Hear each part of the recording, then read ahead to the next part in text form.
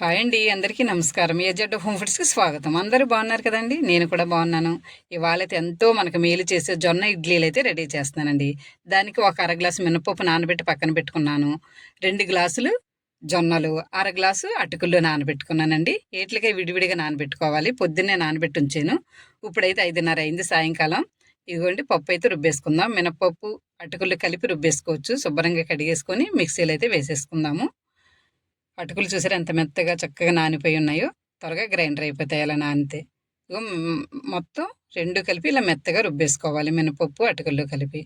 ఇప్పుడైతే జొన్నలు కూడా చక్కగా నానిపోయి ఉన్నాయండి. అవి కూడా మిక్సీ పట్టుకుందాము. వాయికి సరిపడగా కొద్ది కొద్దిగా వేసుకొని మిక్సీ పట్టుకోవాలి. కొంచెం వాటర్ పోద్దాము. వేసి మిక్సీ పట్టుకున్నాం కదా, ఇలా బరగ్గా రుబ్బుకోవాలండి. మెత్తగా అయితే రుబ్బకూడదు.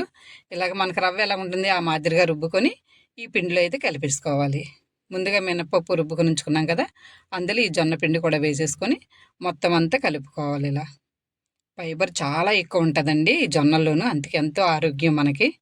ఇది మొత్తం అంతా ఇలా కలిపేసుకొని ఒక నైట్ అంతా ఇలా పక్కన పెట్టి ఉంచుకున్నాం అనుకోండి, ఒక 5-6 గంటలు చక్కగా నానిపోయి చక్కగా ఉంటుంది. తెల్లారేటప్పటికి తెల్లారలేసి మనం ఇడ్లీలు అయితే వేసుకుందాము. ఇప్పుడు మూత పెట్టి పక్కన పెట్టేద్దాం. చూడండి తెల్లారింది. ఇప్పుడు ఇడ్లీలు వేస్తున్నాను నేను. టిఫిన్ టైం అయింది మాకు. చూస్తున్నారు కదా చక్కగా ఎలా పొంగిందో. ఇలా పొంగింది అంటే మనకి కరెక్ట్గా పిండి రెడీ అయినట్టండి. అంత చక్కగా తయారైపోయింది పిండి.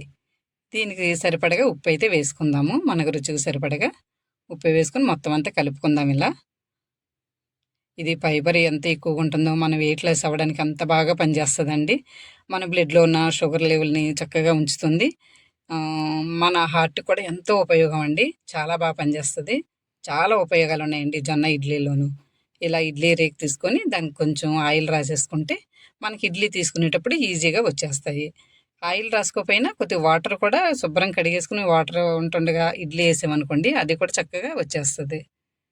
ఇలా మనకి ఎన్ని ఇడ్లీలు కావాలో అలా చూసుకొని వేసేసుకోవడమేనండి ఇడ్లీలు. ఎంతో కమ్మనైనది, ఎంతో ఆరోగ్యకరంగా ఉండే జొన్న ఇడ్లీ అయితే మనం ఇప్పుడు ప్రిపేర్ చేసేసుకుంటున్నాము. ఇది కంపల్సరీగా అందరూ తినండి. జొన్న ఇడ్లీ, రాగి ఇడ్లీ, ఇలా అరికెల ఇడ్లీలు చాలా టేస్ట్గా ఉంటున్నాయండి. ఇలాగ ఇడ్లీలు కుదరకపోతే మీరు జొన్న జావ కూడా తాగొచ్చండి. మేము డైలీ రోజు పొద్దున్న ఒక గ్లాస్ అయితే తాగుతాం ఇంటిలో పాదమే. రోజుకో గ్లాసు. ఇలాగే సోడి జావ, జొన్న జావ, అరికెల జావలో చాలా ఉపయోగం అండి మనకి. చాలా శక్తినిస్తాయి. వెయిట్ లాస్ అవుతాము. చాలా బాగున్నది. ఇవి చూసారా ఇడ్లీలు. ఇందులో 2 రకాలు ఉంటాయండి. పచ్చ జొన్నలు ఉంటాయి, తెల్ల జొన్నలు ఉంటాయి. నేనైతే తెల్ల జొన్నలు తీసుకున్నానండి, అందుకే ఇడ్లీ తెల్లగా వచ్చింది. పచ్చ జొన్నలు తీసుకుంటే ఇడ్లీ పచ్చగా కూడా కనపడుతుంది. అంతేనండి, ఎంత చక్కని ఇడ్లీ రెడీ అయిపోయింది. చూసారా మనకి సేమ్ ఇడ్లీ కన్నా రుచిగా ఉంటుందండి. చాలా శక్తినిస్తుంది. కంపల్సరిగా మీకు నచ్చితే కనుక ఇలాగా తయారు చేసుకొని మీకు ఎలా ఉందో నాకు కామెంట్ బాక్స్లో తెలపండి. మర్చిపోకుండా. దీనికి మీకు నచ్చిన చట్నీతో తినొచ్చు. టమాటా చట్నీ, అల్లం చట్నీ, పప్పుల చట్నీ, కొబ్బరి చట్నీ ఏదన్నా సూపర్గా ఉంటుందండి.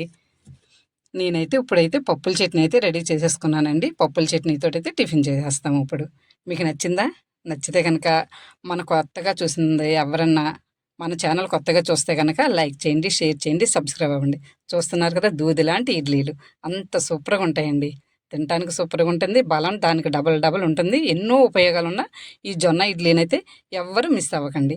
కంపల్సరిగా ప్రతి ఒక్కరు ట్రై చేయండి. ట్రై చేసాక మీకు తెలుస్తుంది ఇంత చక్కని ఇడ్లీయా అనేసి.